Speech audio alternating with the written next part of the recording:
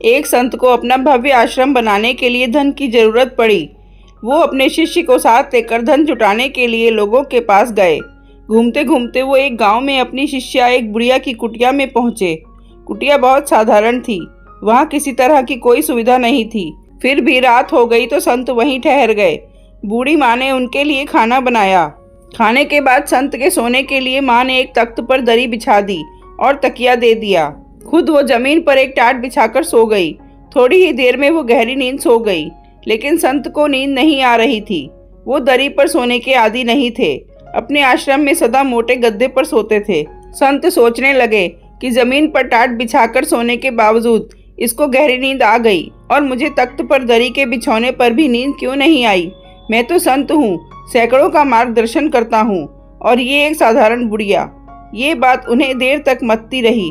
सोचने लगे, एक दिन यहीं रुकता हूँ, देखता हूँ कि ये ऐसा कौन सा मंत्र जानती है कि ऐसी अवस्था में भी प्रसन्न है, चैन से सोती है।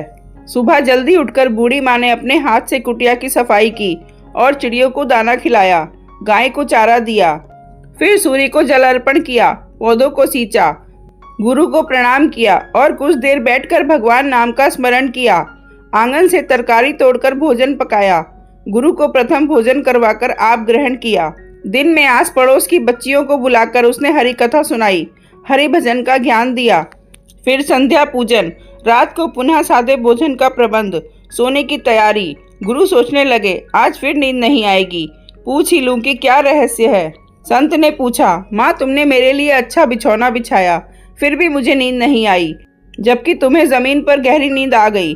क्या तुम्हें धरती की कठोरता नहीं सताती? क्या ये चिंता नहीं होती कि कैसे अपने लिए अच्छे भोजन का, नरम बिस्तरे का प्रबंध करूं?